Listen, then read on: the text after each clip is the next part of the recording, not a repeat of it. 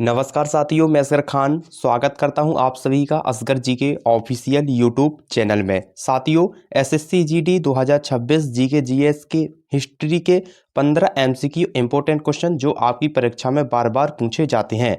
तो साथियों, आज का सेशन बहुत ही इंपॉर्टेंट होने वाला है। अगर आपने हमारे यूट्यूब चैनल को सब्सक्राइब नहीं किया है तो प्लीज़ साथियों सब्सक्राइब जरूर करें और बेल आइकन को जरूर प्रेस करें। चलिए, आज का हमारा प्रश्न क्या है, ध्यान दीजिएगा। पहला क्वेश्चन स्क्रीन में आ चुका है। चलिए साथियों ध्यान दें, क्वेश्चन क्या है।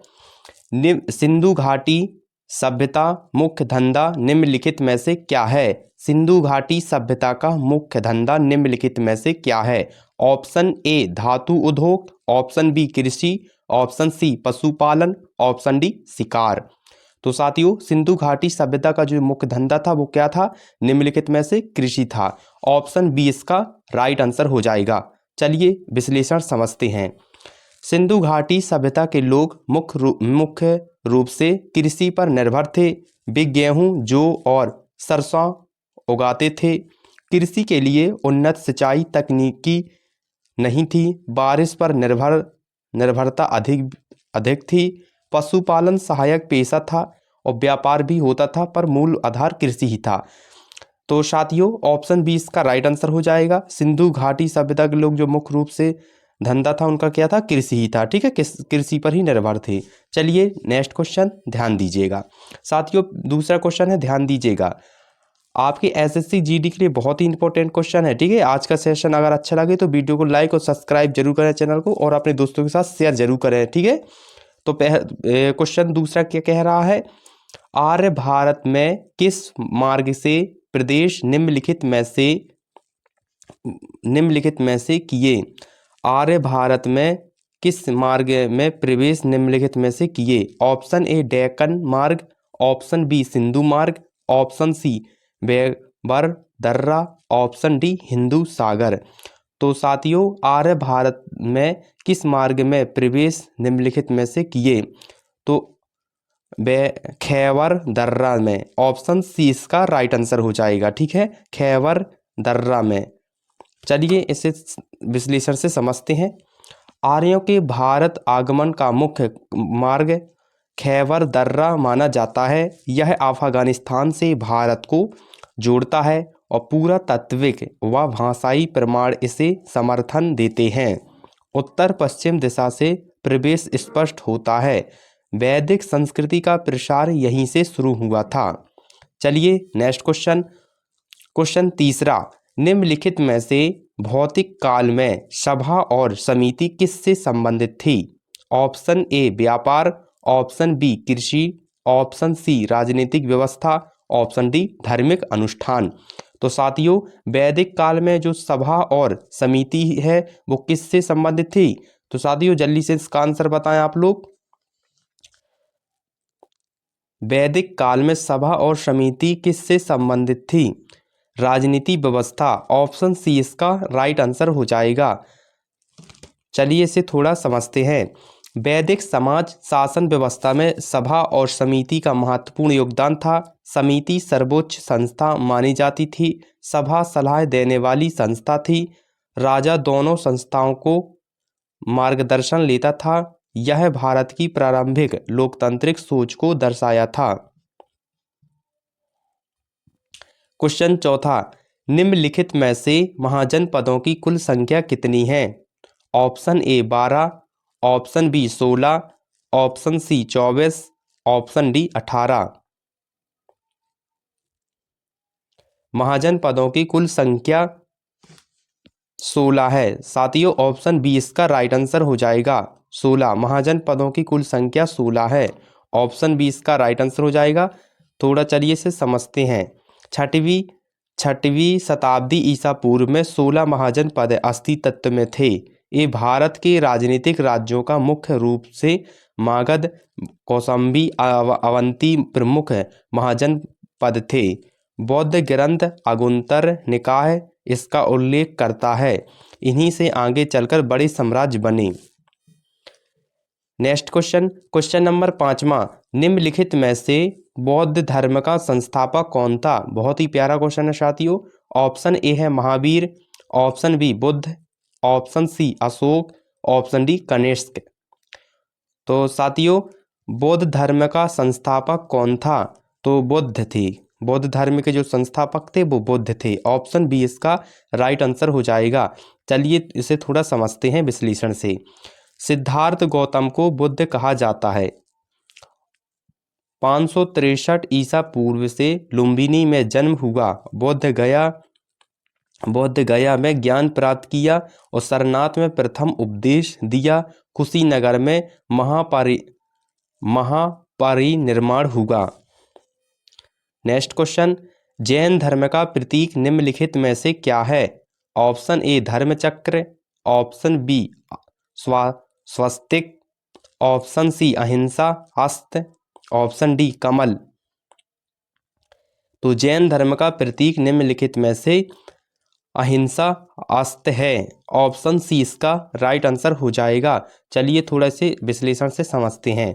जैन धर्म का मुख्य सिद्धांत अहिंसा है, इसलिए इसका प्रतीक अहिंसा वाला हाथ और हाथ पर चक्र बनाया जाता है। अर्थ है किसी को हिंसा न करो। यह जैन धर्म का मूल आधार है। नेक्स्ट क्वेश्चन, मौर्य साम्राज्य का संस्थापक निम्नलिखित में से कौन था? Option A Ashoka, option B Bindusara, option C Chandragupta Maurya, option D Kautilya. तो साथियों, मौर्य साम्राज्य का संस्थापक कौन था? साथियों, ऑप्शन सी इसका राइट आंसर हो जाएगा, चंद्रगुप्त मौर्य। ऑप्शन सी इसका राइट आंसर हो जाएगा। चलिए इसे विश्लेषण से समझते हैं। 322 ईसा पूर्व में चंद्रगुप्त मौर्य ने साम्राज्य की नींव रखी। कौटिल्य उनका मुख्य मार्गदर्शक था। नंद वंश को हटाकर सत्ता में आए और प्रशासनिक व्यवस्था मजबूत की। मौर्य साम्राज्य भारत का सबसे बड़ा साम्राज्य बना। नेक्स्ट क्वेश्चन, निम्नलिखित में से अशोक ने किस युद्ध के बाद हिंसा त्याग दी? ऑप्शन ए कुरुक्षेत्र युद्ध, ऑप्शन बी मागध कौशल युद्ध, ऑप्शन सी कलिंग युद्ध, ऑप्शन डी पाटलिपुत्र युद्ध। तो अशोक ने किस युद्ध के बाद हिंसा त्याग दी? तो मागध कौशल युद्ध। ऑप्शन बी इसका राइट आंसर हो जाएगा। मागध युद्ध के बाद अशोक ने हिंसा त्याग दी। ऑप्शन सी मागध युद्ध कौशल। चलिए विश्लेषण से समझते हैं। 261 ईसा पूर्व में कलिंग युद्ध हुआ। युद्ध में भारी जनहानि हुई। यह देखकर अशोक ने हिंसा छोड़ दी। उन्होंने बौद्ध धर्म अपनाया और उनकी नीतियां धम्म के नाम से प्रसिद्ध हुईं। नेक्स्ट क्वेश्चन, सबसे प्राचीन भारतीय विद्यापीठ निम्नलिखित में से कौन सा है? Option A Nalanda, option B Takshashila, option C Vikramshila, option D Pallavi. तो सबसे प्राचीन भारतीय विद्यापीठ निम्नलिखित में से कौन सा है? तो तक्षशिला। ऑप्शन बी इसका राइट आंसर हो जाएगा। सबसे प्राचीन, साथियों ऑप्शन बी इसका सही जवाब हो जाएगा। सबसे जो प्राचीन भारतीय विद्यापीठ है वो कौन है? तक्षशिला है। ठीक है, ऑप्शन बी इसका राइट आंसर हो जाएगा। चलिए थोड़ा से समझते हैं। तो तक्षशिला दुनिया की प्राचीन विद्यालयों में से एक है। इसकी स्थापना गंगाधार में हुई। चाणक्य ने यहाँ शिक्षा पाई। विद्यार्थी दूर दूर से आते थे। यह शिक्षा का बड़ा केंद्र था। नेक्स्ट क्वेश्चन, निम्नलिखित में से गुप्त काल को किस नाम से जाना जाता है? ऑप्शन ए स्वर्ण युग, ऑप्शन बी पतन काल, ऑप्शन सी संघर्ष काल, ऑप्शन डी अंधकार युग। तो गुप्त काल को किस नाम से जाना जाता है? तो स्वर्ण युग। ऑप्शन ए इसका राइट आंसर हो जाएगा। गुप्त काल को स्वर्ण युग के नाम से जाना जाता है। चलिए थोड़ा इसके बारे में समझते हैं। तो कला साहित्य विज्ञान का उत्कर्ष इसी काल में हुआ। आर्यभट्ट कालिदास जैसे महान विद्वान इसी युग में हुए। समाज और अर्थव्यवस्था मजबूत थी। चंद्रगुप्त द्वितीय शक्तिशाली शासक था, इसलिए इसे स्वर्ण युग कहा जाता है। नेक्स्ट क्वेश्चन, निम्नलिखित में से अजंता की गुफाएं किस धर्म से संबंधित हैं? Option A Jain, option B बौद्ध, option C Hindu, option D Sikh. तो अजंता की गुफाएं साथियों किस धर्म से संबंधित हैं? तो बुद्ध धर्म से संबंधित है। ऑप्शन बी इसका राइट आंसर हो जाएगा। चलिए थोड़ा इसके बारे में समझते हैं।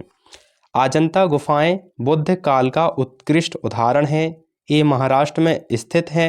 चित्रकला और मूर्तिकला की उत्कृष्ट कृतियां यहाँ हैं। बिहार और चैत्य मुख्य संरचनाएं हैं। इन्हें यूनेस्को विश्व धरोहर भी माना गया है। नेक्स्ट क्वेश्चन, निम्नलिखित में से श्री कृष्णदेव राय किस वंश के शासक थे? Option A Chola, option B Gupta, option C Vijayanagara, option D Maurya. तो श्री कृष्णदेव किस वंश के शासक थे?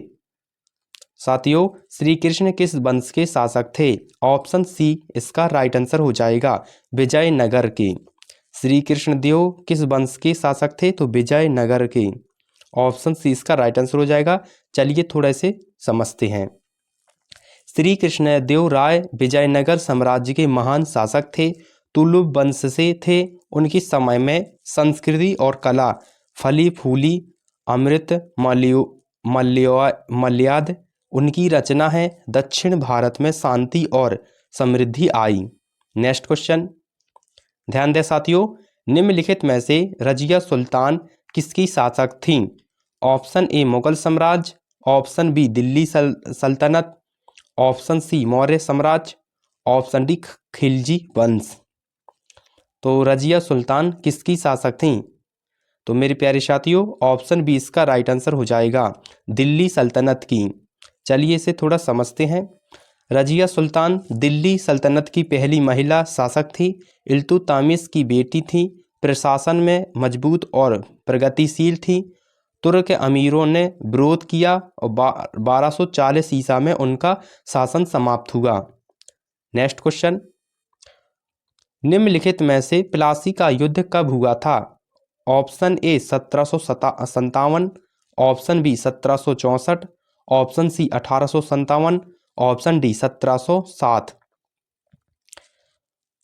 तो मेरे प्यारे साथियों प्लासी का युद्ध हुआ था 1757। ऑप्शन ए इसका राइट आंसर हो जाएगा। चलिए थोड़े से समझते हैं। 1757 का प्लासी युद्ध भारत के इतिहास में महत्वपूर्ण है। इसमें ब्रिटिश ईस्ट इंडिया कंपनी ने बंगाल के नवाब सिराजुद्दौला को हराया और मीरा जफर विश्वासघात का कारण बने। इससे कंपनी का शासन प्रारंभ हुआ। आगे चलकर वे पूरे भारत के शासक बने। नेक्स्ट क्वेश्चन, लास्ट साथियों क्वेश्चन है, ध्यान दीजिएगा, ठीक है। निम्नलिखित में से 1957 के विद्रोह का मुख्य कारण क्या था? ऑप्शन ए कर बढ़ाना, ऑप्शन बी सैनिकों में असंतोष, ऑप्शन सी धार्मिक कट्टरता, ऑप्शन डी व्यापारिक विवाद। तो प्यारे साथियों 1957 के विद्रोह का मुख्य कारण था सैनिकों में असंतोष। ऑप्शन बी इसका राइट आंसर हो जाएगा। चलिए थोड़े से समझते हैं। कारतूसों में गाय सुगर की चर्बी की अफवाह सबसे बड़ी वजह थी। सैनिकों में असंतोष बढ़ा। अंग्रेजों का भेदभाव भी कारण था। राजनीतिक और आर्थिक कारण भी जुड़े थे। इसे भारत का पहला स्वतंत्रता संग्राम कहा गया है। तो साथियों ये थे MCQ question, 15 MCQ question important जो आपकी परीक्षाओं में बार बार पूछे जाते हैं। साथियों आज का सेशन अच्छा लगा हो तो लाइक सब्सक्राइब जरूर कर दीजिएगा और अपने दोस्तों के साथ इस वीडियो को शेयर जरूर करें। साथियों लगातार आपकी ऐसे ही सेशन चलते रहेंगे, वीडियो आते रहेंगे इंपॉर्टेंट, इसलिए प्लीज़ आपसे रिक्वेस्ट है आप लोग हमारे यूट्यूब चैनल को सब्सक्राइब जरूर करें और लाइक जरूर करें और कमेंट में बताइएगा कैसी रही आज का सेशन। और कोई भी डाउट हो तो आप कमेंट में ज़रूर बताइएगा। आपके विचार जो कुछ भी हैं आप कमेंट में ज़रूर बताएं। धन्यवाद। आप जम के तैयारी करिए और सफल रहिए। धन्यवाद।